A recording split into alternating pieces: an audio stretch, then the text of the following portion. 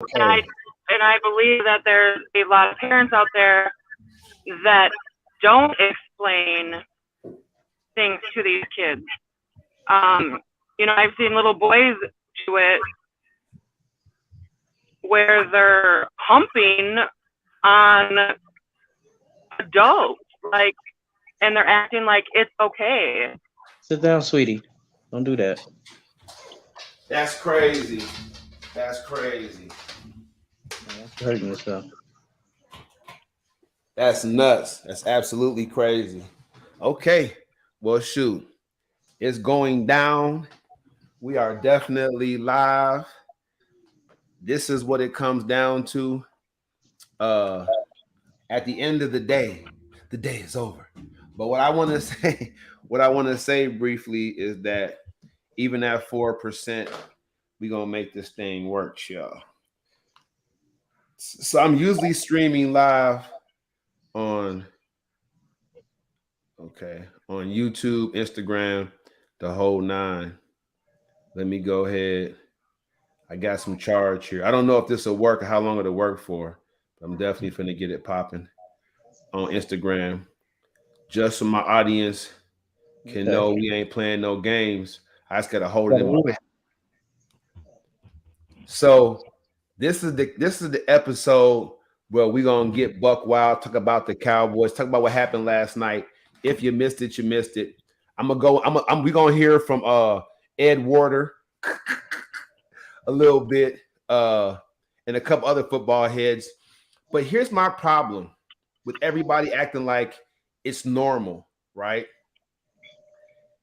It's not so much about the dancing as it's about like what are we putting into our youth at in situations where they're too young to understand how it can be perceived moving forward. You see what I'm saying? So He has like, what's going on, y'all? Welcome to Live Your Truth, y'all. So what I'm saying to you, cuz, is this: is that when little girls are taught at home by people that they love to um to act like a or whatever, right? A video vixen. If my daughter, if my niece is 5, if your daughter's 9, if we're teaching these young women, these young girls to act out these lascivious situations, you know what I'm saying? It's like, and we're all saying it's okay. I just feel like we should have a mindset to say it's not okay. You know, if you won't let your daughter go on a date with a boy until she's 14, 15, 16, right? Why would you let her pop, lock, and drop it, especially online, younger than that? So that's all I'm basically saying. Anybody want to dip into that? I can see if she doesn't drive. Anybody? My bad. Cause you good. Yeah. Well, I can agree with that on the subject of that because I got two daughters of my own, and Well, I don't even I, condone that I of would them also being out there doing that.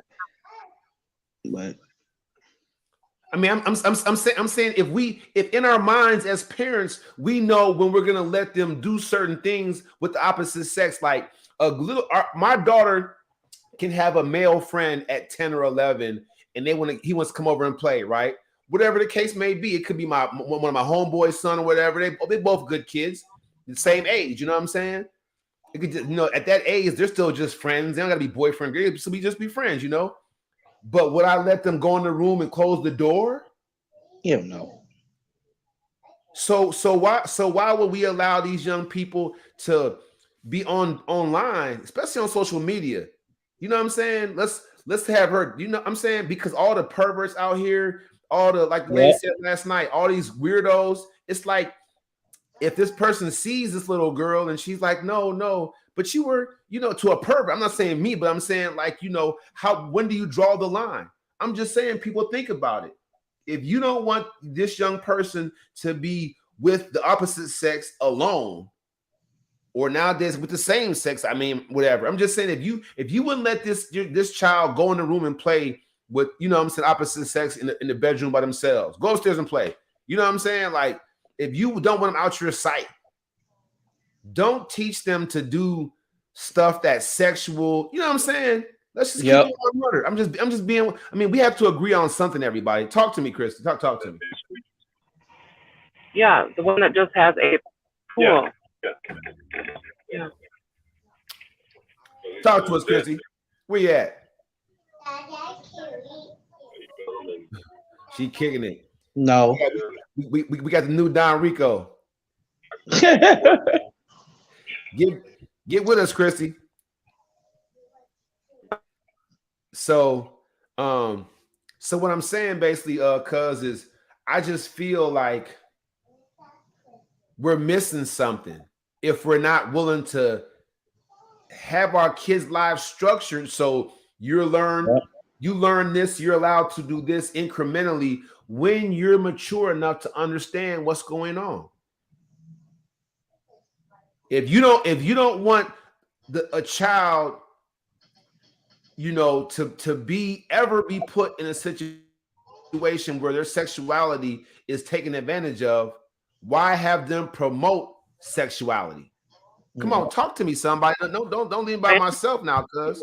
No, I said I get all that, because like I said, I got two daughters. I don't play none of them games like that. Like, literally don't. Yeah, I mean, I'm saying, everybody, hey, Christy, talk to us. You with us, Christy? Can you hear us? Christy, can you hear us?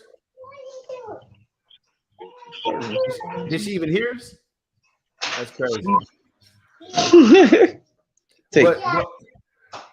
But what I'm saying to you is this.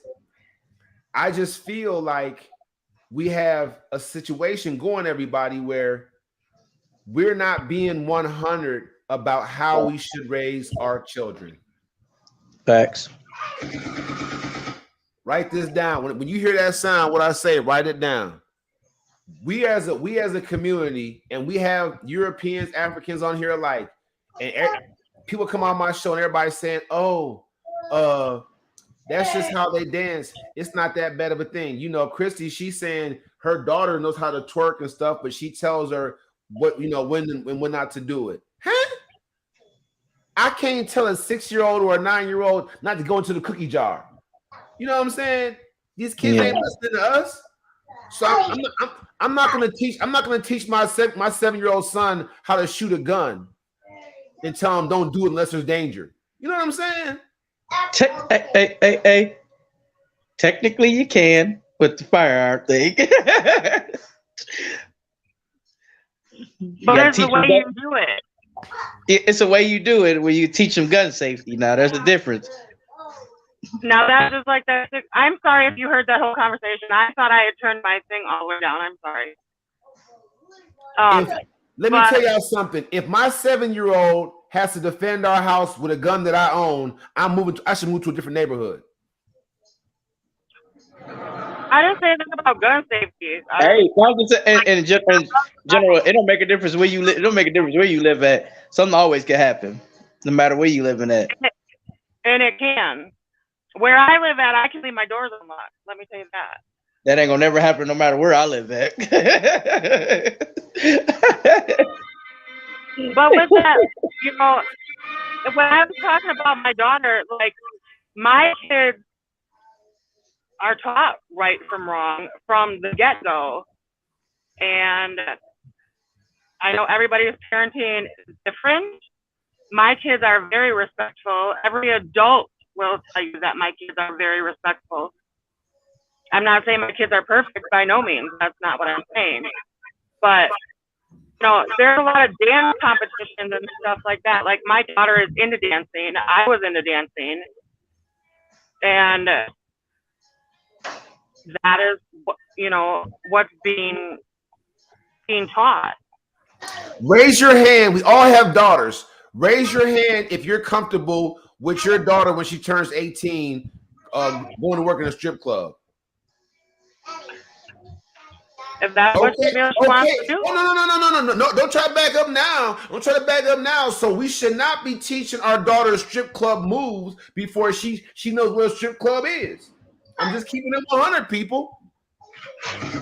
Yeah, but a strip club is not like, I don't know. I've never been to a strip club that girls are twerking and popping it like these little girls are doing. That, yeah. I've never been to a strip club where girls are doing stuff like that. Everybody has a voice on my shows. You guys know this. But what I want to say is that there's that 48 women or 48 women, grown women per hour are forcibly raped. Women, that's grown women. That's not counting women under 18 because they can't put that out there as far as a statistic, right? Well, and you already know my situation. You know what I've been through. Hold on. What I'm saying is, in a society that's already over sexualized, I just think, me personally, it's not, y'all don't gotta share my opinion. I'm just putting out there for the world.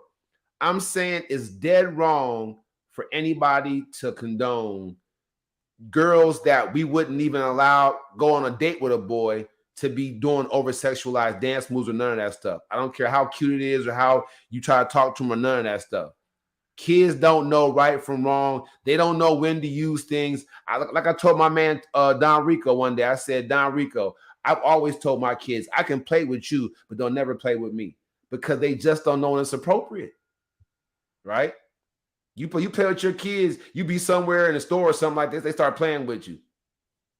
You brought that on yourself. You know what I'm saying? So I'm just saying right here, right now, everybody out there, put it on lockdown. Just have a conversation with yourself about what's age appropriate with your kids. If you don't know what that is, read a book, go online, check it out. I'm Taibu Muad'Dib, and this is Live Your Truth.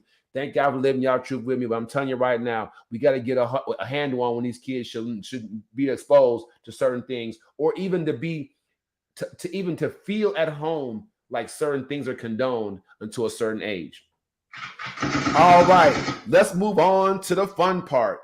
I have a clip for you, Christy. You're going to love this one, all right? You too, cuz you're going to find this hilarious. Let me go over here and find it real quick. Dr. Umar Johnson. Do y'all know who he is? No. Okay, well, you're going to check his Instagram page out. Now, he's notoriously known for being the Don King of the African diaspora. If I can say it like that. Like, he's pimping African people with his level of knowledge that, you know, feel like, okay, he talking slick. He has a good game, but then he'll set a school up somewhere, have you buy into it, and that school will never come to fruition. You pay tuition to a place that's a PO box somewhere. You know what I'm saying? This is what he's known for mostly. All right. But the man does make a decent point every now and then. Let me go ahead to the screen share, and we're going to check him out. All right. Here we go. Dr. Umar Funnies. Let's go. Blink.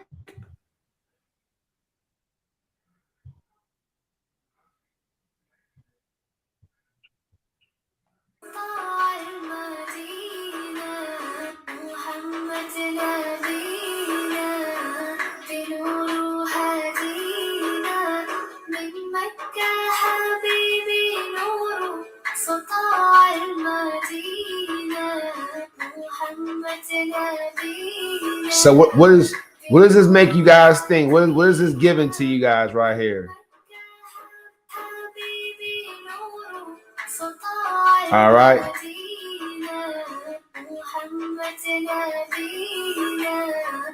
What does that mean? What kind of emotions or feelings that y'all get when you see this thing right here? He didn't show anything. You couldn't see it? Nope. Right. Okay, I'm gonna try it again. I'm gonna try it one more time. Here we go.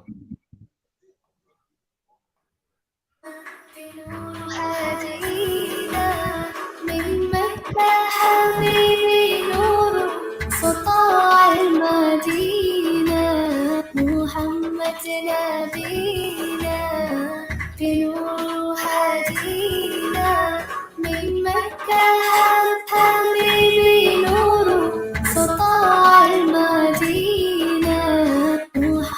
All right.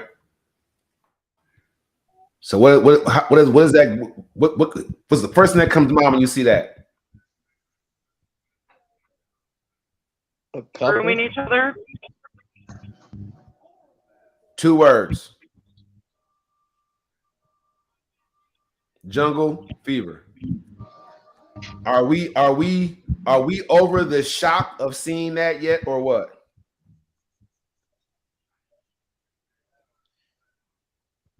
Not really anymore. Go ahead, Christy. No, what did you just say? I said, are we over the shock of seeing stuff like that yet, or what? As a society, no. Okay, talk personally, to us. yes. As a society, no. All right. So personally, why is it so much out there with the European man with the sister versus your situation where it's the brother with the European woman? Why is there so like an overload of this?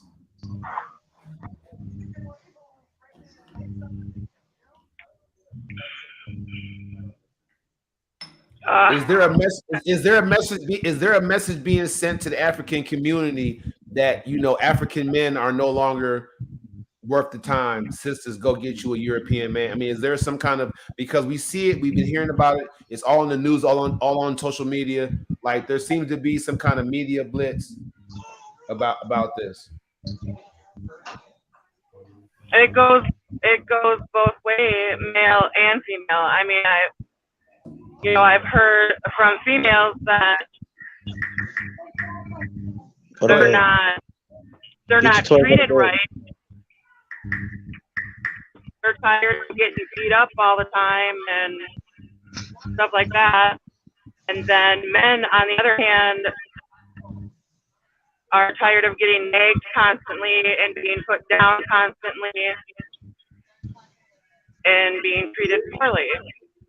And they get treated different. All right. So,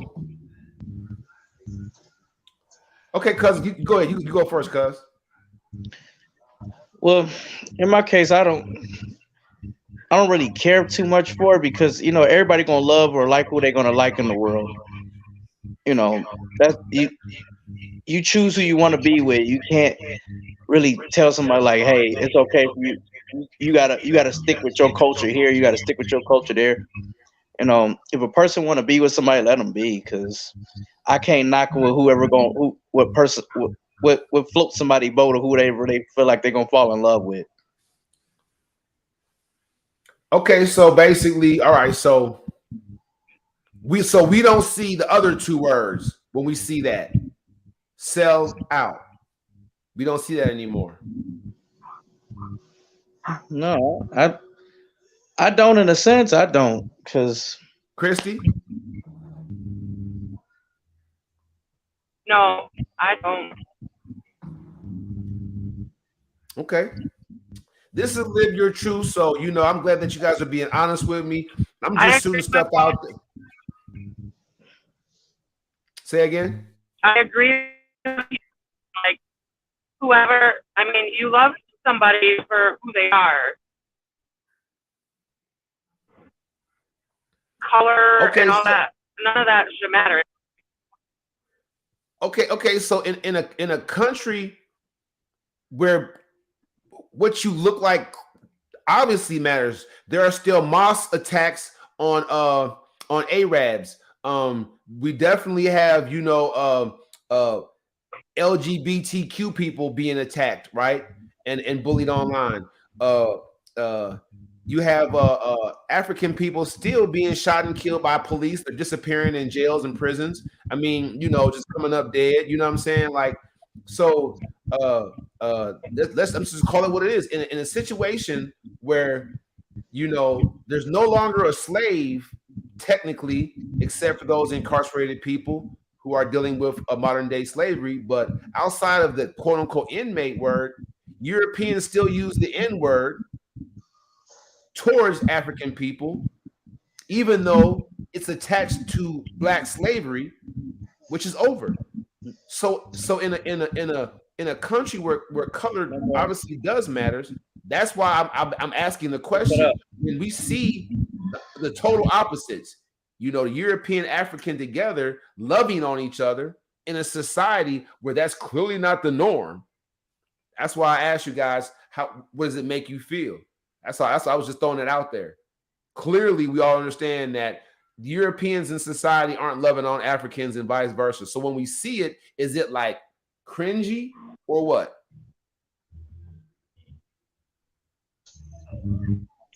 It makes me upset that people, you know, I mean, we're in 2023 now. It makes me upset that people are judging people by color, ethnicity, any of that. You know, it's not right. Like, it's not okay. I'm sorry. Like, my kids, you know, my kids are biracial and they get it a lot. Like, you're the N word, you need to be hung by a tree. That's what you deserve. Like, we can't be friends because of the color of your skin. I mean, they learn that from their parents, and it's not okay. Like, this stuff makes me very upset. And I've seen it where African Americans are pulled over and over again just to be bothered, just to be harassed. Like, that's not okay. Give you a hand clap for that. Keep going. I don't know. I've gone to my children's school, and I'm actually about to talk in front of the whole middle high school on race issues and bullying, because Belleville is supposed to be all for anti-bullying, but it happens so much. And parents that do have mixed children or are African American are too scared to come out and talk about it because they don't want repercussion on their kids, which I totally understand. But I'm a mother that will not put up with this stuff. Like, it's not okay.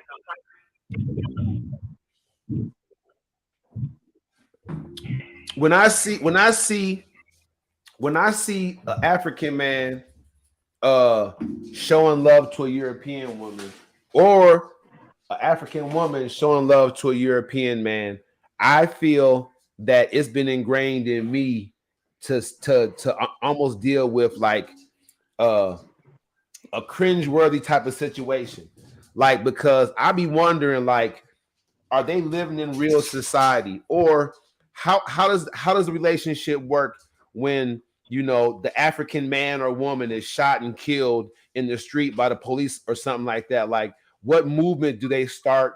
What foundation are they a part of to show that it's not just in our home, or we're just deciding to not be a part of society? We're really gonna, you know, join this movement and show them that we can have harmony. Like, you know, when you seen that young European lady get killed down there in the Carolinas at that rally with that car by another European, it was like, oh, it's so tragic. How could that happen? But you had many people going online like she should have been hanging with them N bombs. You know what I'm saying? Like, they were very voiceful about this. If y'all look deep into it, like, it was plenty of online societies and social networks, you know, saying that's what she get. Right? We would have did worse we've done worse back in the day to people that hang with them. You know, look at the Freedom Riders.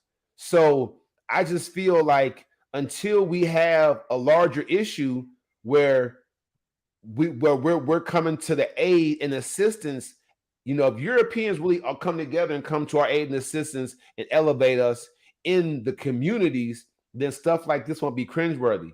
You know what I'm saying? The police won't shoot and kill African people because they know the Europeans are going to rise and say, hey, they live in our community. They're a part of us too. We're not going to go for that.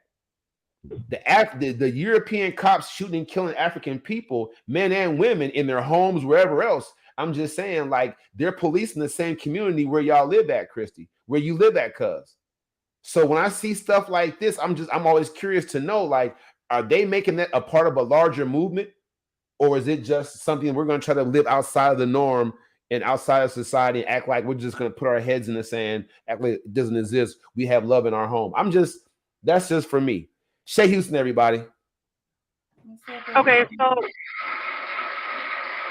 I like what you're doing is awesome. I love it. Okay. And this, you might take it a bad way. I don't know, but so a lot of European problem is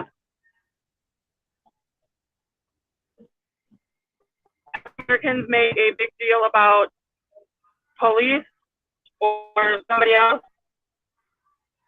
killing an African American.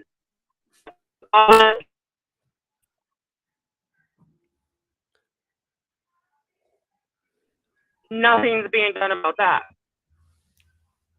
Like, African Americans are not coming together to, I'm not saying all, because like I said, you're doing an amazing thing, but changes, there's enough African Americans that want to show that things need to change. Do you understand what I'm saying? Oh yes, I do. I definitely do. But what I want to ask you real quick, since you bring up that point, what do you think would happen if 6 or 7 African cops shoot up a European lady's home? Just shoot it up and kill her while she sleep. What do you think the outcry would be from the community of Europeans about those police officers? I understand what you're saying about that. Like, it would all become a big issue. But well, I mean, at the same time, I'm saying personally, what I'm saying is that I think it would be a big issue for 2 different reasons. Just like people applauded OJ for getting off, quote unquote, getting off for the murder of 2 Europeans. I'm saying it be like, there might be a large contingent of African people who would applaud African cops who are just, shooting into a lady's house that used to date a drug dealer. What's that show, Breaking Bad? Like, what if a European girl that was dating a Jesse, right, at her high school, and so 5 or 6 or 7 African men, with badges, go shoot up her crib because some European boy like Jesse was dating Katie, and Katie was getting mail to her house, in his name to her house. Do you see how flimsy that is for reason for Katie to die? Yep. But that's why Breonna Taylor, when she rests in power, is dead. I mean, you can't tell me that. I mean, Europeans stormed the capital of the country because their president didn't get elected again. What you think they would do to 5 or 6 or 7 African men in badges for shooting Katie in Shadyside or in Glen Road or whatever nice neighborhood is in your town? Just because somebody was getting mail, somebody's under investigation for being dealing drugs. It's just. I'm sorry, I can't hear you very well. It's like an echo or something. Yeah, that's my cousin Spencer's cricket. I don't have a cricket phone. Do not have a cricket phone. Stop saying. I'll never let it go. What I'm saying is there just is not a precedent set for the reverse of the ridiculous violence that we deal with as a people. So when I see stuff like that, it just makes me cringe because I don't think that the Europeans are doing enough aside from one and two getting relationships with us, maybe because of a carnal lust thing or whatever the case may be, real fascination thing. If it's a serious love situation, then we should be coming together with real movements to make sure that we are together, taking this relationship and going all the way with it. That's all I'm basically saying. All right. And I agree with you 100%. You know, Madison did have Black Lives Matter, different rallies and stuff. And there was a lot of good information shared. But the thing that hurt me the most, why is there only 2 African Americans and 600 white people fighting for African Americans? Like, why? Did you know about Young, Gifted, and Black? It was in Madison. Did you ever hear of that before? Yeah. So I talked to the lady before that founded it. Young Gifted, for all of you that don't know, Young, Gifted, and Black was set up by an African woman, and I met her and talked to her, right? And what happened was they were going to build a brand new jail. They had the money. The legislation that was passing it was all going through. This one young African lady, she got enough students from the University of Wisconsin, community leaders, you know what I'm saying, whatever, aldermen and women, to come together and say, hold on, we're only 9% of this city's population. We make up 80+% of the jail, and y'all want to build a new one? It's not going to happen. They shut it down. But guess what happened to her? She got followed. She got ticketed. She got harassed. She was a single mom with 3 kids. Listen to me, Christy. That's why that's why that's like that makes me mad. For the European people that don't know how the police harassment will affect our movements, I'm breaking it down to you. Y'all can go online. Everybody that's watching this podcast can go online and look at Young, Gifted, and Black organization in Madison, Wisconsin. And reach out to her on social media the way I did. Because I myself did marches and movements up there downtown on the square in Madison, Wisconsin. When I reached out to her, let's join forces, she said, no, they came for me. I can't lose my kids. She shut down a major European plot to lock up as many African men as they could. And so what they did was they harassed her, threatened her, and made her fear for her life. All right. That's not right. Well, I'm saying to your answer as to why there may have been a movement, and out there publicly you only saw 2 African people. I'm letting you know that's the fear we live under. All right. So I'm saying. Okay, but really is that, like, with her? I totally get it. Okay, but I see it. I don't want this coming out wrong, but I see too many parents in Madison that could give 2 rats butts about their kids. And my son was on a basketball team that I helped with here in Madison, and parents were never involved. Other people had to pick them up.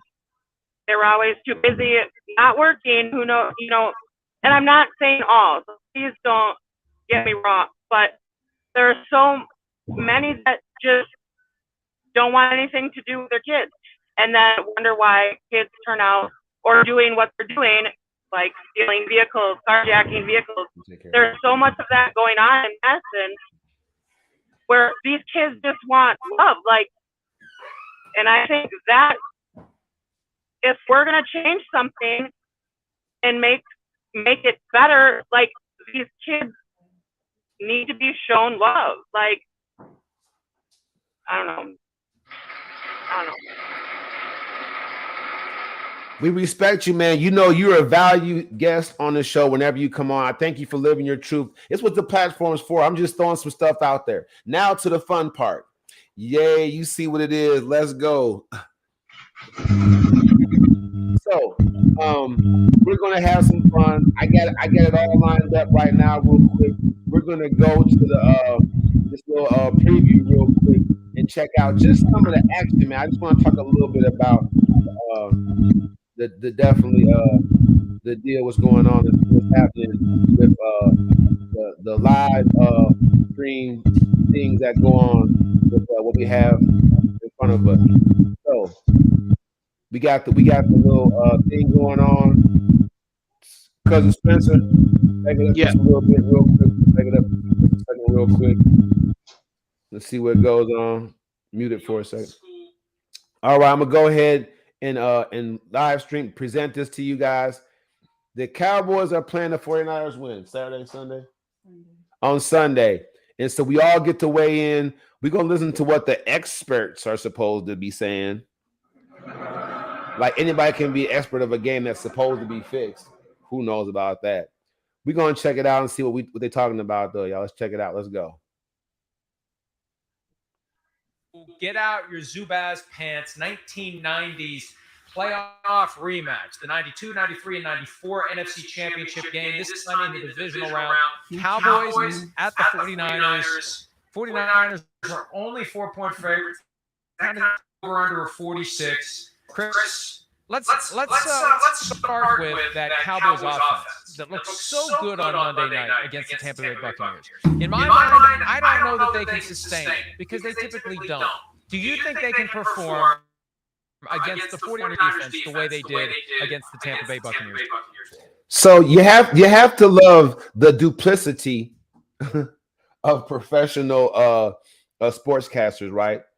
They'll come in and they'll be like, the Cowboys are looking really good. Chris, tell us why they suck so bad. You know what I'm saying? It's a real big art, y'all. And I want y'all to get this. So he came in talking about how good they look, and then he said, why can't they stand up against the 49ers? Now, come on, bro. Let's go. We're gonna check. We're gonna keep on going here. Defense. I do. I don't know if it'd be quite that easy. I don't want to say, oh yeah, they can, but I do think they can pose about as many problems for the 49ers defense as any offense they faced all year, maybe other than the Kansas City Chiefs. I think Dallas is a threat and has the ability to run the ball on anybody. I don't look at any team in football and just go, oh, well, Dallas won't be able to run on them. And one thing I'll say again, too, they gave the ball to Ezekiel too many times last week. There's too many runs where I looked at when Tony Pollard was in there, that would have been a 20-yard game. Instead, they got 3. So they're still doing that too much. That bothers me. But I think between the combination of that run game, the 49ers are not overly complex like we've talked about. They kind of just go, they got a few little wrinkles to what they do, but you can figure them out as far as what they're going to do schematic. Let's skip ahead to their predictions. Let's see what we got. And I think Dallas is one of these teams. I think I'm not expecting this because I'm going to pick the 49ers to win the football game too, Mike. Boo! I do think Dallas is maybe the first team that Brock Purdy has played that I go, they might be able to bluster him a little bit, do some crazy things to go like, oh, crap, whoa, all right. Wait, I didn't know that blitz.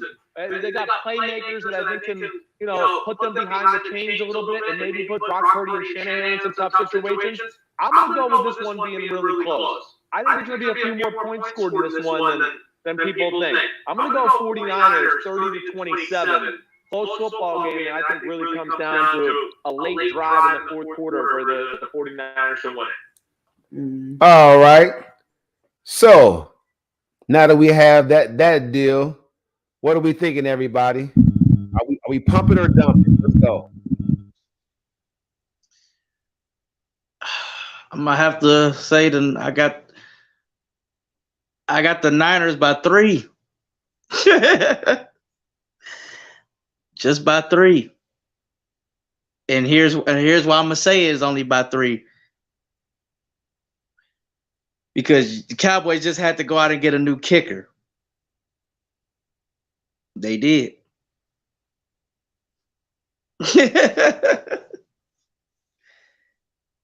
I can't hear you. These big games do come down to big kicks. So yeah, and the Cowboys had to go out and get a new kicker, so I don't know who the kicker they went out and got because the dude was missing little extra points. We got a backup. You missed 4 of them, and that's bad. Okay, that but was you got two good solid defenses on the field. But the only difference is the 49ers got a much better run game than the Cowboys do, and the Cowboys is susceptible to the run. On our defense? Yeah, y'all defense is susceptible to the run because that's been their Achilles heel most of the season. They can stop the pass, which they really good at. But what y'all just say like last week? Oh, y'all ain't gonna beat Brady. I didn't say I wasn't on there for that. I was actually happy that Dak got what he did out there because he. All right. Hold on 1 second, cuz. Hold on 1 second. How many 49er quarterbacks have gone down to injury this year?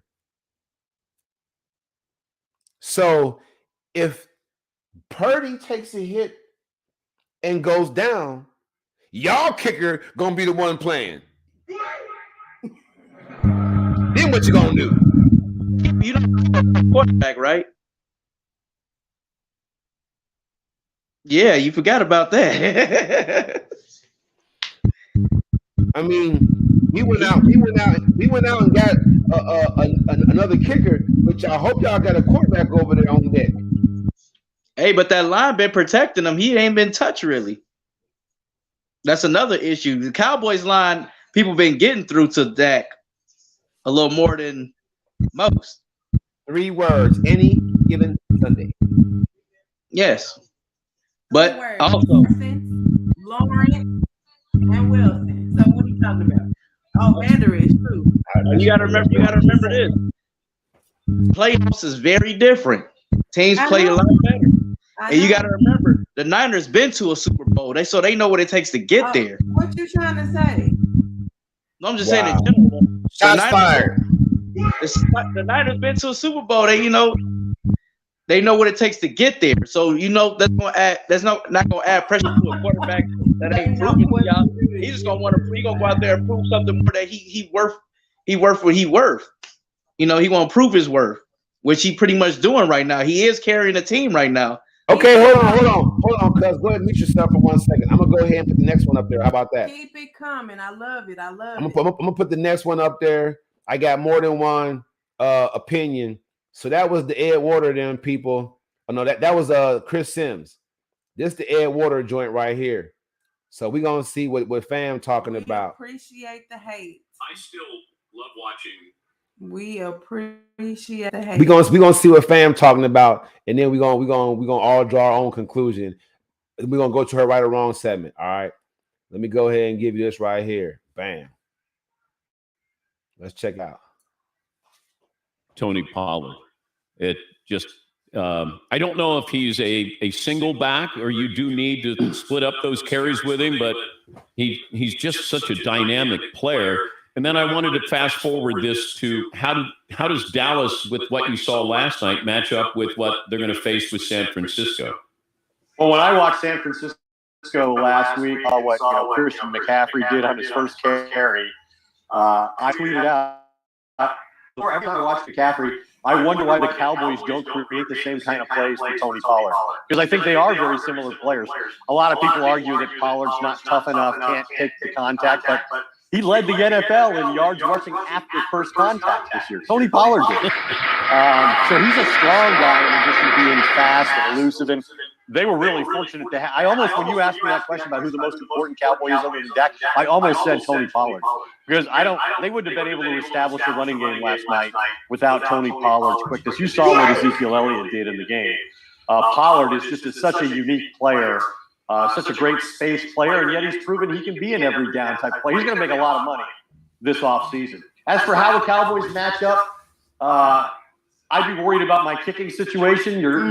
Brett Maher became the first kicker in NFL history to miss 4-point after touchdown attempts. So every Dak Prescott touchdown revealed a weakness we weren't aware of that they were going to have. Because according to ESPN and ESPN, so you know the value of our stats and information, people. According to Elias, 16,207 games have been played in the NFL, and the stats compiled since 1932.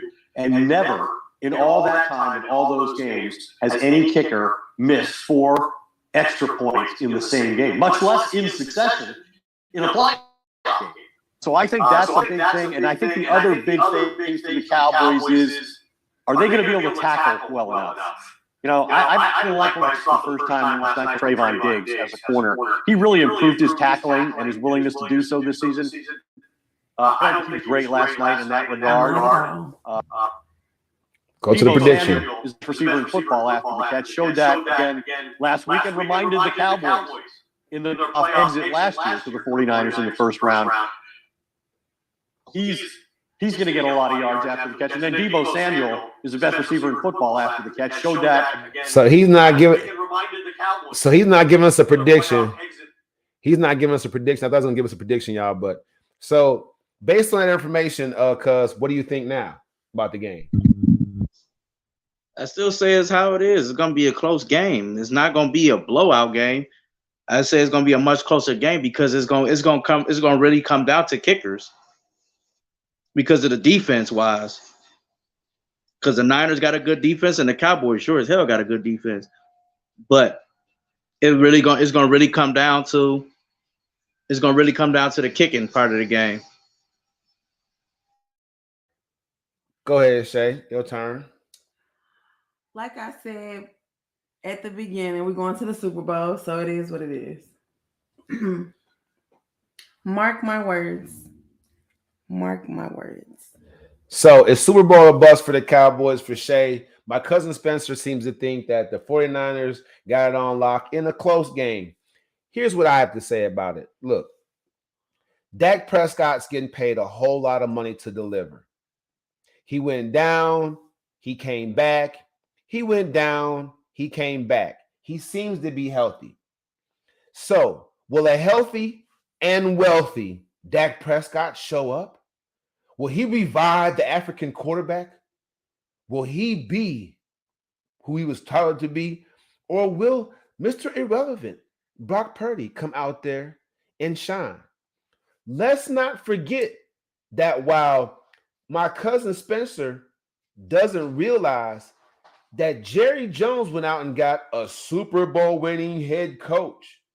So while my cousin Spencer erroneously said that the 49ers have been there, like someone on the Cowboys bench that has a position to really make some real big calls, Mike McCarthy has a Super Bowl in his belt too. All right. So there's Super Bowls on both sides. And McCarthy won. The 49ers didn't. So I want y'all to don't forget, there's only one coach.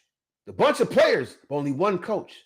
And if Mike McCarthy can drum up some of that Packers gold glory for the blue and gray, it's going to be a beautiful day in the Bay Area. Stop shaking your head. In the Bay Area for Cowboys fans. And I'm going to tell y'all something right now. Don't be outside too late when the Cowboys win on Sunday, unless you're looking for a TV. Go ahead, cuz. You can't always put your faith in McCarthy either, because you see what happened to him. He only got one Super Bowl to his credit. And you had two Hall of Fame quarterbacks on your team during the time. After 16 years, you only got one ring to show for it. And the ring came over the Steelers. Remember that. Now, hold on. Let's keep it real, cuz. Ain't but one captain of the ship. So y'all captain ain't got no jewelry. Just keeping it real. Hey, neither one of those teams are my teams. I'm just going based off some facts and stats and how it's working. The 49ers offense clicks a lot better than the Cowboys offense do.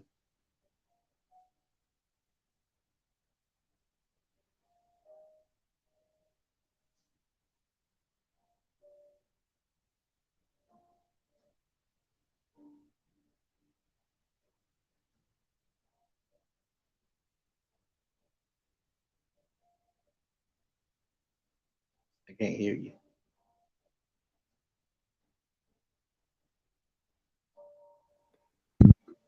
All right, go ahead. Oh, couldn't yell at all. Yeah. I'm just trying to see if y'all Yeah, can look. We had it on mute because if one of us aren't muted, it's gonna have that sound. Yeah.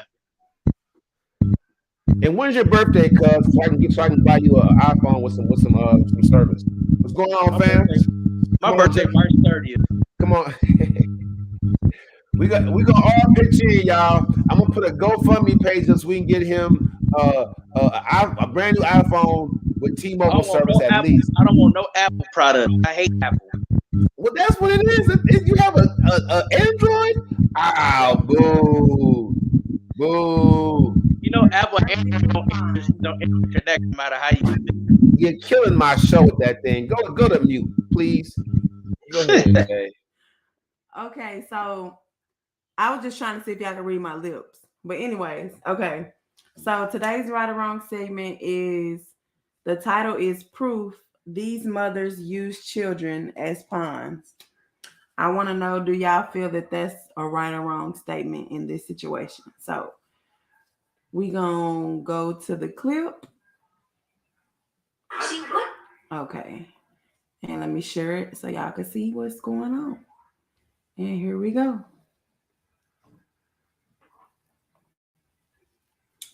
Give him his child, and this happens.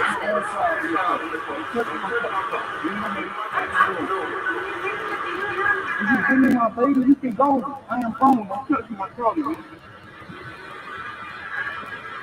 Don't touch my brother. Oh, stop. You still got it on good? All right. Now, she don't want to give me my baby. I go up here for 2 hours, and she don't want to give me my child. Yes, it is a car seat in there, man. The car seat right there. No. Give me my baby so I can go. You don't need to be in my car. It's a car seat in there. No, I'm not together. I want you to give me my child so I can go home. I'm not screaming. I do not my child so I can go home. But get in the car. But y'all be on here talking about women don't. Okay. So, do y'all feel that she's right or wrong in that situation? That she's trying to use her baby as a pawn? Well, go ahead, cuz. Go ahead. You go first. Go ahead, me unmuted. She is wrong in this case because she's using the child as a true pawn in this. The baby innocent in all of this. Whatever problem she got going on, don't take it out on the child for not letting it see the father, especially when you want to take his daughter. You got fathers out here who don't even care for their kids. You got a father right there that want his child, and you don't want to give it to him. That's got to stop. Then they wonder why, like, you got fathers right now that don't want to do nothing for their kids because of women like that.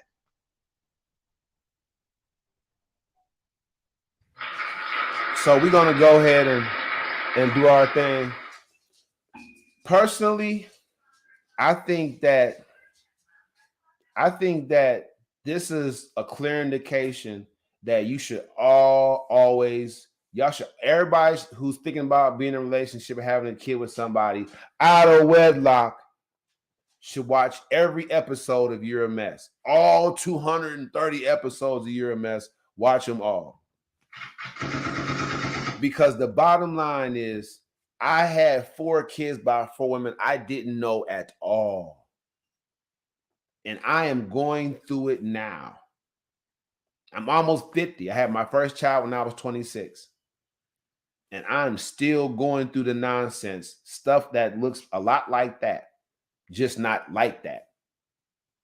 But in a certain way, I'm dealing with baby mamas not wanting me to have my kid by myself and acting all concerned about the child, but really just want to be nosy or want to be attached to, you know what I'm saying? Like, I'm going through all of that because I didn't know the woman before I had a child with her, because I did not choose and select the type of woman that really was for me and that complimented me.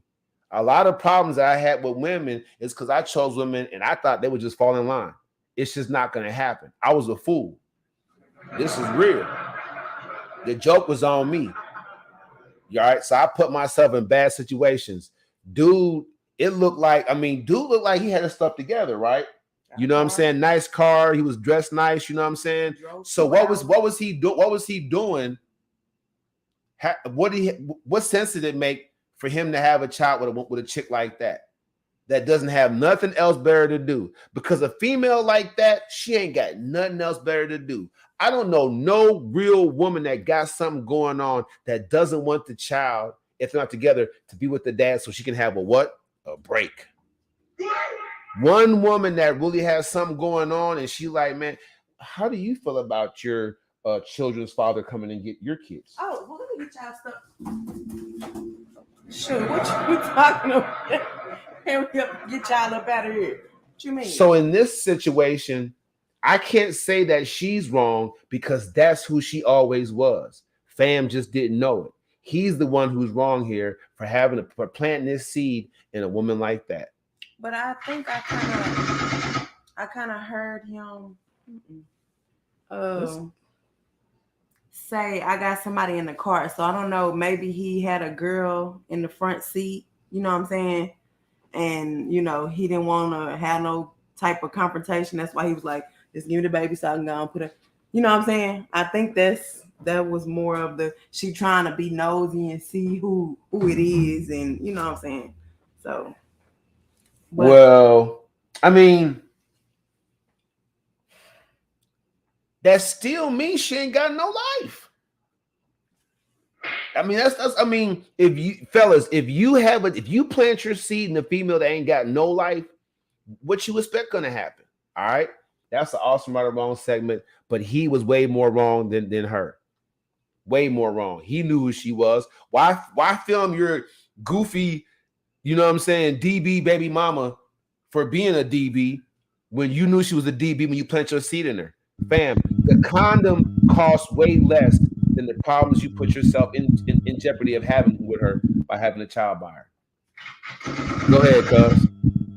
Sometimes when he probably did find out the truth about her, that's probably why he split. But then he found out she probably had a baby, a baby on the way. So he did the right thing being a man. But part of the reason why he videotaped it, because she probably like if they go through a court battle for their child, he can use that as proof. He's like, you see what I have to go through just to get my daughter. That could be his way of doing that, because he might want to really just have her with him and take care of her, and she just keep pulling this stunt. He'd be like, she could probably be lying to the court saying like, oh, he see his daughter and be like, oh, I don't look, play the tape. Hold on. Clearly, you agreed with me. The first thing that you said, you agreed with me, which was he didn't know how she was until, and then we found out what she was about. He split, but she was already pregnant. You just agreed with me, cuz. Men, stop approaching these women if you're not approaching them to get on something serious. If you want to put a serious responsibility on them into their body. That's why I just said the condom, fellas, is going to cost you way less than the problems and issues you're going to have for years. The rest of your life being attached to this person intimately by sharing seed with them. So if you're not going to marry her, fellas, don't have a child with her. It's just that simple. Save all that non-condom sex for your wife. That's going to do what? It's going to lower these body counts both ways. All right? Let's keep it real. He's way more wrong than she is. There's just no getting around it. What do you think, Shay? It's your turn.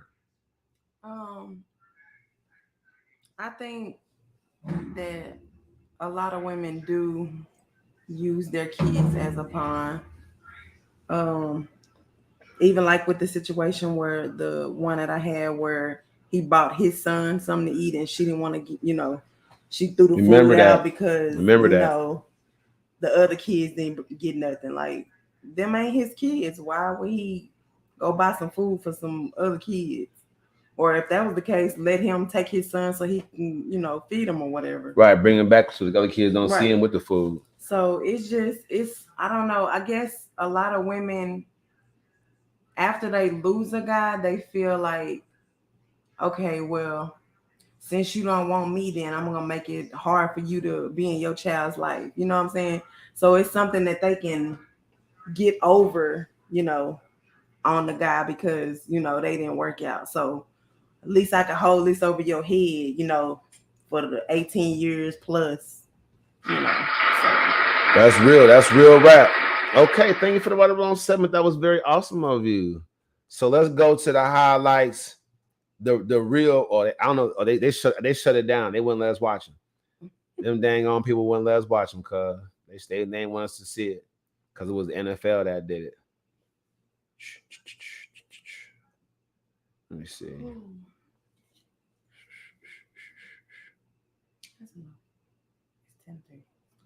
Okay. We all yawning. All right. Don't use the kids as pawns. All right. All right. Well, I'm hearing that we coming to a mighty close. Appreciate you, cuz this was another successful episode. I really appreciate you for rocking on here. And Christy too. I saw she was driving. Yeah, Christy for making it happen, for jumping in there, man, with us. We gonna give y'all the demo that y'all have known to come and to love. I want to see Cousin Spencer sing the hook. He got that cricket that's gonna sound like. I mean, I'm just telling you what it is. I'm not trying to blast. Yeah, you is. I'm doing my best. I'm not trying to blast. I cannot. All right, let's go. Sean, who is he? That's my dude. That's folks from the man. I want to hear Cousin Spencer sing it. He down. He know the hook. He know what it is. Taibu Muad'Dib. See y'all Monday at 9:30 p.m. Central Standard Time. Thank God that I'm blessed, even though I'm a mess. Thank God. Thank God. Thank God.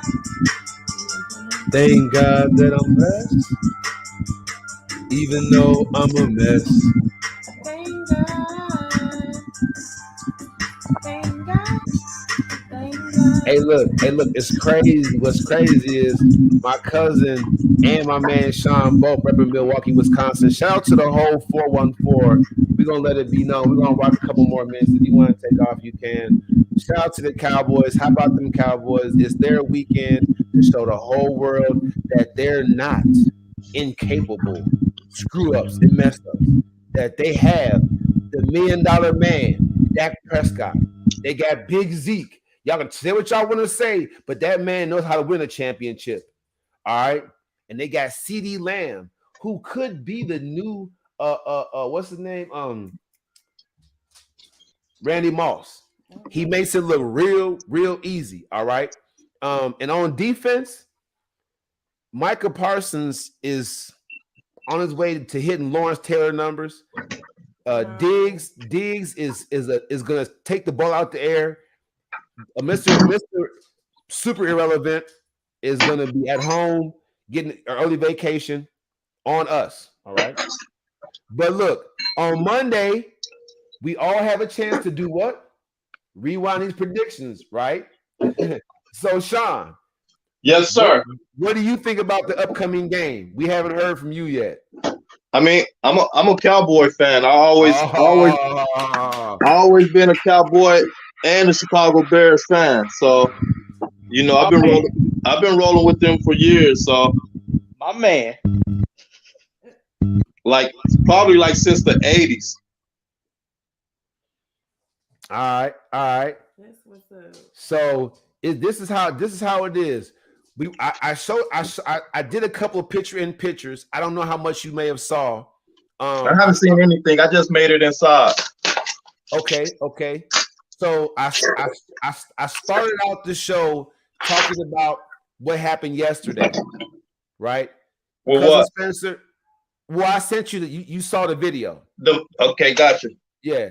So I started out. We had a mother on here. We have a mother on here. She's not a girl mom. She's a boy mom, but still she's a woman. So when we look at maybe 4 or 5 or 6-year-old girls, not 8 or 9-year-old girls, you know, popping, locking, and dropping it, you know what I'm saying? And then online at that, like, and you see a grown woman in the background, you know, people clapping like it's cute, whatever, whatnot, like encouraging it. It's to me, it's cringeworthy because we have so much going on in our communities, our societies with hypersexuality and everything going wrong with teenage moms. You know what I'm saying? It's just, it doesn't seem like we have the mentality to make sure that they're not being exposed to stuff, especially in the home with people that they trust, and we're condoning this type of grown up behavior, right? And my cousin Spencer, I told him, I said, cuz at first he was like, man, it's cool, it's all right. I said, cuz if we won't let our daughters date a boy on their own, like go to the mall or go to the movies with them and drop them off, you know, by themselves until they're 14, 15, 16, whatever. Why are we at 6, 7, 8, 9 teaching them to pop, lock, and drop it? You know what I'm saying? But go ahead. No, what I said, cuz I said you talk about the gun thing. I said it's not nothing wrong with teaching your kids gun safety, how to use a firearm. With the parent teaching a kid that stuff with like getting happy about they young child out there popping. I'm not with all that. I'm a father. I got 2 girls of my own. Plus I got a son too. I got 3 kids, but I have 2 girls though out of that. So I'm against that like that because I'm a strict parent. I don't play all that.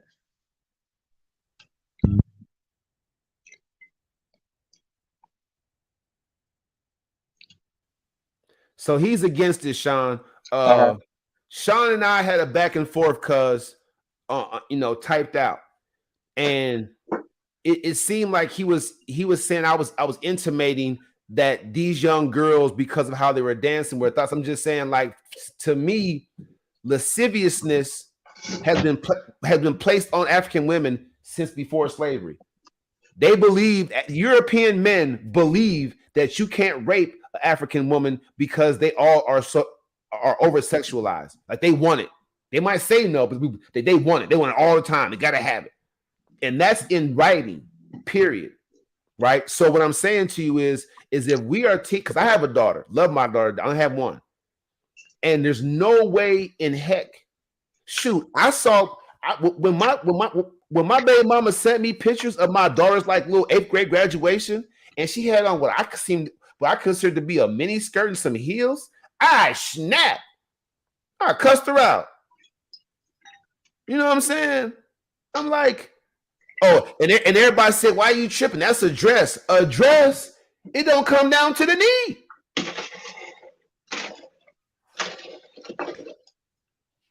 Help me out, somebody. Y'all help me out. I don't know. I'm tripping. If I'm tripping, help me out. I don't know. Can I chime in? Yeah, it's on you. Okay, I didn't know if my mic was still on. Okay, so because I was once one of them people also. I was once one of them individuals who feel that you know, you sit back and you look at it and you deem it as something wrong. But I will sit back and tell you as far as why I changed my way of thinking about it. Okay, probably like 6, 7 years ago, it was like a big thing on the media where it was like an outcry with the media speaking negative about Black women dancing in this form, right?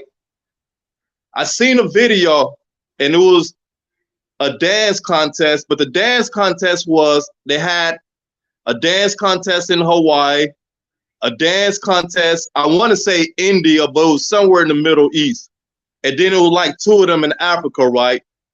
All these people showed up for this dance contest, but when you sit back and look at the form of dance that they was doing, it's the same thing that, you know, it all consists of the same thing with the gravitation of the hips. However, these other cultures don't look at it in a sexual manner because it's within a culture. So my whole thing is we sit back and we deem it's easy for us to sit back and bring negativity towards ourselves. So we sit back and we see our women doing this and we see our kids, younger girls doing this, and we automatically have this mind frame as if they sitting back and enticing, I guess, in a certain way. But in reality, when you sit back and break it all down, dancing is a form of art. You know what I'm saying? It's an art form, and we may not always agree with that art form. However, other cultures sit back and do it just the way we sit back and look at it. But over here in America, because some of the points which you sit back and do make, where things are over sexualized. However, I feel that if you make something sexualized, it becomes that. You know what I'm saying? I can't sit back and say that somebody 7, 8, 9, 10 years old is doing this to sit back and entice man versus just sitting back having fun. Because even when we was kids, we were around the same age, John. I'm 47. I know you somewhere right there. Even as kids, we used to sit back and watch girls on the streets, you know what I'm saying, having a little dance thing, you know what I'm saying, where they sit back and they dancing together to get their little art thing together, you know what I'm saying. I just think that over time we just sexualize too many things that shouldn't be sexualized, you know what I'm saying. But I also feel that America made us think that way, and it just so happened that it's something within our culture that we do, and it's always, it's like a trick to it, At the same time, you don't want your kids to outgrow anything, to outgrow themselves, which is understandable. But when a person mind out on that and it's more of an art form, how do you sit back and place blame on that child? I guess to say. Yeah, so I'm gonna go ahead and mute. When I mute ours, it's because my cousin Spencer has a cricket. And so his video stream messes up our stuff. But I want to let him go respond to what you had to say first, and then I'll go. Go ahead, cuz.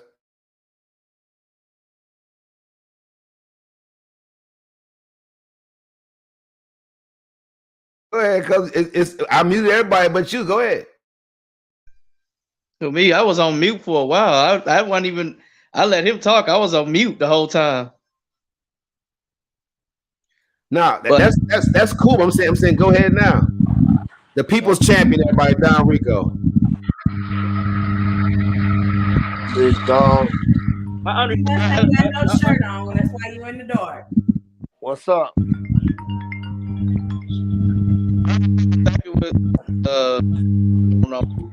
Give us 1 second, Don. We in a deep conversation right now. Give us 1 second, all right? It's all good. I get what he's saying on his end of how he's talking about it. Like, dancing is an art form, which it is. Every culture has a form of dance too. Like Black people, we developed like that, like twerking and stuff like that. We invented that stuff, but everybody want to copy some of everything that we do. But far as like young kids doing that, it kind of draws a line. It's okay if they get older, they want to learn that stuff. Yeah, it's a little different. But it's got to draw a line at some point when you got younger children, because you don't want like you say, if a person's mindset starts sexualizing things like that, it can't end up like that. But it shouldn't be that way. You just got to know to learn to keep a child as a child and separate that other stuff from them. That's a part of our culture that we need those bad habits we need to learn to break.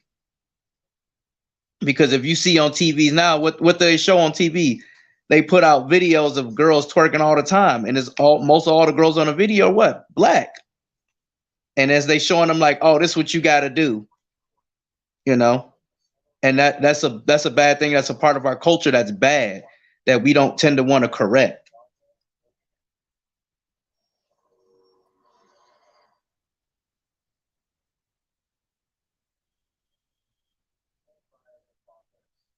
So everybody sees this. Go mute yourself, cuz, for me real quick.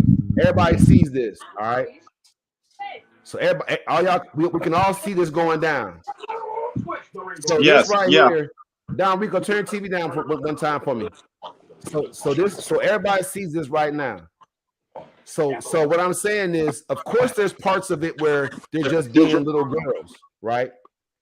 But then it turns into the whole strip club dance, you know what I'm saying? Where what is that all about? I mean, what's you know what I'm saying? To me, that's just, I mean, I'm just uncomfortable with that.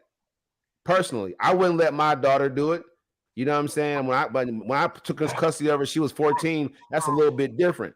But I'm saying at that age, it would have never happened. Don Rico has a bunch of daughters. You know what I'm saying? I don't know if you have any daughters or not, Sean, but for me, there's a thing when you know the society that you live in has an issue with African women. And for those of you who don't know, my name used to be John Franklin Wright Jr. It's now Taibu Muhammad Muad'Dib. It's official. I don't just put it on my Facebook thing. All my IDs said and my birth certificate. So John Wright never really existed at this point. All right.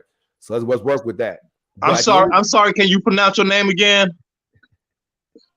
It's Taibu Muhammad Muad'Dib.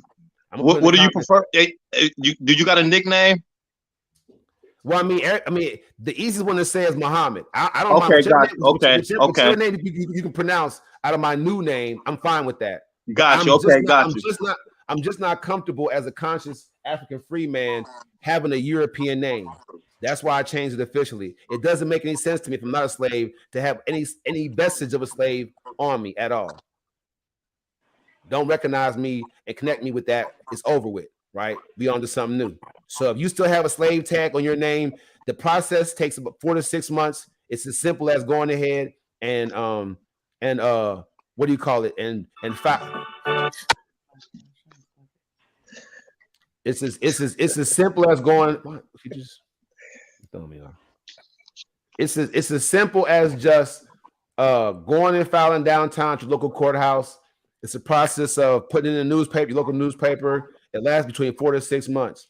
So if you are no longer owned by a Jackson, a William, a Smith, a Grant, if you're no longer owned by them, carrying that slave name and passing it to your children is perpetuating of psychological slavery that we should all get rid of. All right, I'm gonna do that right there for y'all. All right, so for me, I'm just saying, Sean and I agree that as a people, we should come to a unity of thought and unity of purpose about what our norm should be to further our communities in a productive manner. So on that level, Don Rico, you saw the video. What is your take on little girls dancing in an over-sexualized manner or being taught that that's okay? What do you say about that? You know, I got 7 daughters, so you already know how I feel about it. I had to take them out of a dance group because me and their mom took them out of a dance group because it was little kids, but the dance constructor was having them do all types of little weird dances. It ain't for little girls, you know what I'm saying? What they do on their own, and I don't know if I ain't around, but if I'm around, they ain't doing all that popping and twisting. There's too many perverts out here for one, man. America is at an all-time high with sex offenders right now. You know what's crazy? They put up in my building that there's a sex offender living. Now, we've been living here like almost a year. They put up that there was a sex offender living in our building. Dude was talking to my kids this summer because they found his wallet. Nobody ever knew it. But after he moved out, now y'all put it up. They be really lacking on that, bro, for real. Shay? That could, I don't know what his offense was, but it never how it could have turned out. Y'all need to really let people know that through the gate. Well, look, Shay, you're a woman. I mean, you don't have daughters, but you have nieces. And Shay just actually did the same kind of thing with her nieces, like a little dance, little music thing, little reel or whatever, right? And so, she didn't have her nieces doing stuff like that. So what went into your thought process? What was appropriate and what wasn't for your nieces? I just thought about their age. Like, they not finna be twerking. That's a no. And I know how overprotected my brother is, so I know that's why they really don't have like a TikTok or nothing like that. Because I think Malia is 6. She's very active in the dance. She know all the TikTok, anything that come on there, she can learn it in 2 seconds. But I know that he wouldn't approve of that being online. You know what I'm saying? Because she's very, Well, how do you feel about what Sean said about the historic nature of dance and what it displays? I mean, I know. Can I ask where you grew up at? I'm from Dallas, Texas, but I think it's like a more of a generational thing because we didn't have technology like that to show us these different dances that they have now. So I think a lot of it is more that they got these phones, they got iPads, they got the internet, you know, they got access. We didn't have it. We just had to see somebody doing something to, you know, and most of the time they wouldn't do it in front of us most of the time. But I think that's what a lot of us seeing, you know, oh, that ain't nothing, because that's what everybody doing. You know, that's all everybody say. Everybody doing it, so they ain't, you know, it ain't bad. So I think that's what a lot of people. I hate to keep switching gears. That was a great answer. Hate to keep switching gears. Don Rico. Yo. We have to find out from you right now. Cowboys, 49ers. Give it to us. 49ers. Dak Prescott's going to blow the game. Them boys, hey, look, them boys. I already knew he was gonna say it. I already knew he was gonna say anything but Cowboys. let him talk. I am not a Dak Prescott fan. He reminds me of Tony Romo. He plays some good games, but then they beat Tom Brady them, but Tom Brady them didn't even have nobody. They really done for. I don't really give them that many points, and they didn't even have a winning record. That's how bad the NFC is. But that's all everybody was saying. Oh, they ain't never beat Brady. It's been 9 years. They ain't never beat Brady. If Brady had Gronk and a couple more, they'd have been decent. Okay, so now it wasn't because of Brady. It was the people he got. Lack of talent. Do you see the talent on Tampa Bay? I don't want you. Okay, look, don't argue with him. Let him do his Ed Water thing, sweetheart. Go ahead, Don Rico. Break it down to us. Why? Give us a game prediction. Give us the score and give us the plays that matter. Who gonna make the big play for 49ers to give him the game? For one, Debo Sanders gonna make a couple big plays. He should have at least one touchdown. And that boy McCaffrey, he's a monster. You never know what he's gonna do. Run it, catch it. And that quarterback is a rookie, and he's up there playing on another level. Like he's rolling right now. You know what I'm saying? He's rolling right now. He got a big check coming, especially if they go deep. Don't let them go deep in the playoffs. He got a check coming. Hey, look, let me say one more thing about that dancing though. Look, I grew up, yeah, it was dancing. It was house dancing, and they was dancing a certain way, but it was age appropriate. You know what I'm saying? The little kids, they dance, they do that, they little moves, but they wasn't really popping like the older girls was. Now it's so open now. Like it's like they got little kids doing this twerking, and I don't have none of that. My youngest daughter's 9. I bet not never see you twerking. You can dance and do all that. You can hide and do it in your room, whatever y'all do amongst each other, but I ain't going for it. And we're gonna do a final rebuttal session for everybody. But I'm gonna let Shay, because she over here kicking my leg. I'm gonna let Shay go ahead and respond to your prediction. Don Rico, can you hear me? I know he can't say nothing. My bad. We're going to the Super Bowl. Okay? No, you're not. No, you're not. Really? You know why? Because even if some kind of way y'all beat San Fran, y'all definitely ain't beating Philly. How y'all gonna beat Philly? Just tell me, how's y'all gonna beat Philly? What did you just say, Philly? We just beat them. Yeah, Hurts wasn't playing. That don't count. Oh, we didn't have Dak the first time. What you mean? They didn't have Zach the first time. So this time, if we do play them, It was gonna good be. they It's didn't gonna have be a Dak. game. It's gonna be a game. Dak Prescott is a choker. He All right, almost all blew right. that game. And we He gonna almost blew that. Hey, not the game against Tampa, but the game before that, he almost blew. I'm gonna give everybody a snippet that I had put up on there.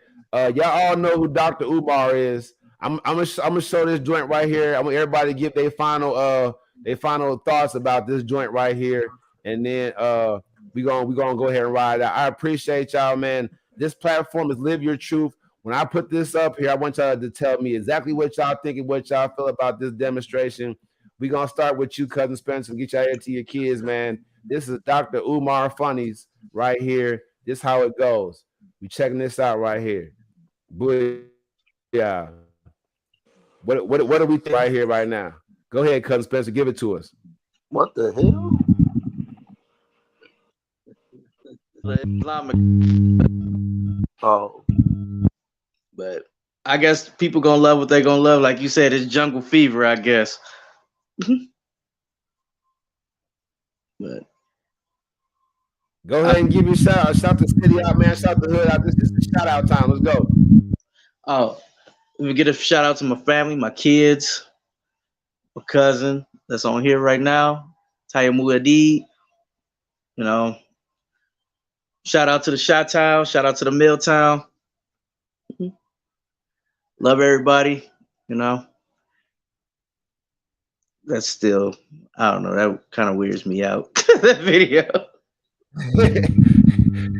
All right. That's cool right there. Okay. Sean, let's go, man. What the deal? Okay, Give us so your thoughts about what you're seeing right now. I will openly speak about my bias.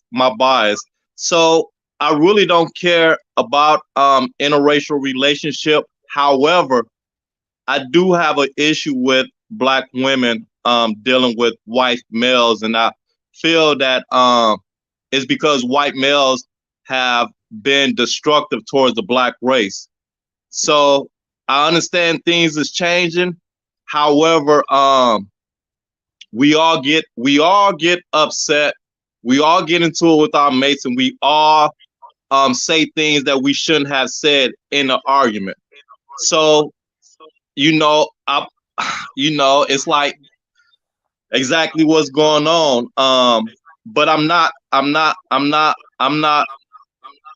It's not no really big thing to me. It's just something what I personally don't like. I just don't like black women dealing with white guys. Anybody else, it's open doors. But because of the structure that white males have placed, especially black males, and everybody else in. So that's just my personal thing. I'm not against interracial relationships. I'm just against black women dealing with white guys.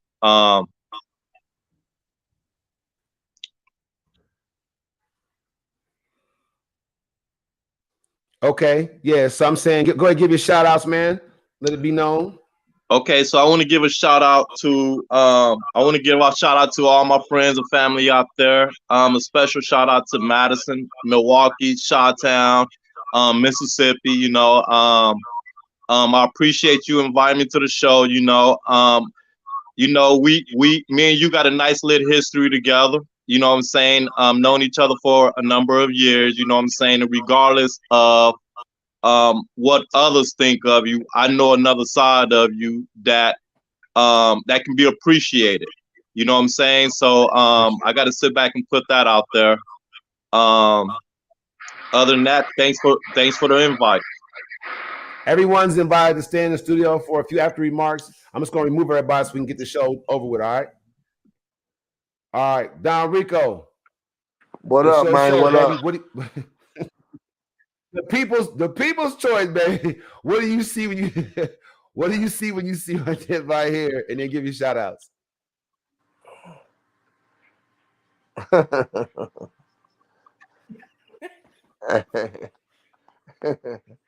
It's just funny. Keep it real. Live your truth, baby. Live your truth. It's funny. I mean, I agree with the other brother on there, man. White men have destructed black women and just treated them bogus. So Why would you want to be with one? You know what I'm saying? They say it's weird, man. But I just mind my own business, you know. It really don't bother me, but I still agree with the other guy. You know what I'm saying? But yeah, I'm gonna give a shout out to everybody in the world, man. Stay blessed. That's the people's choice for you right there. That's why it's the people's choice right here. Shout everybody out. Stay blessed, man. Rich. Hey, look. Shout out to them Eagles, man. We finna take this Super Bowl. Oh, you know what I'm my saying? God. Hey, look. All right. I know y'all hang around for the next look. We already did the little what's it called? We gonna say our goodbyes and then we're gonna get back to the after studio fun. If y'all want to come on the show, we're gonna always have an after studio fun for all of our guests to sit around and kick it with each other. That's how we're gonna do it. Live your truth, baby. All right. Shay, what did you see? How do you feel about that? And give your shout outs. It's nothing to me because if you look back, everybody mixed. It's just, you know, it's down the line. So it ain't if I see somebody be like, oh Lord, I don't care. It is what it is. Look, people are people. Like I said earlier, you know what I'm saying? In the famous words of Whoopi Goldberg on The Color Purple, until you do right by me, everything you Europeans do go fall. No, until you do right by me, it's gonna crumble. It's Karina. Like, if I lick you, do you taste like chocolate? That's the country in there, y'all. Tune in Monday at 9:30 for a stomp down crazy episode. I'm coming at y'all in the raw. It's Live Your Truth with Ty Bunuadi and Shay Houston, everybody. That's the show. Bye.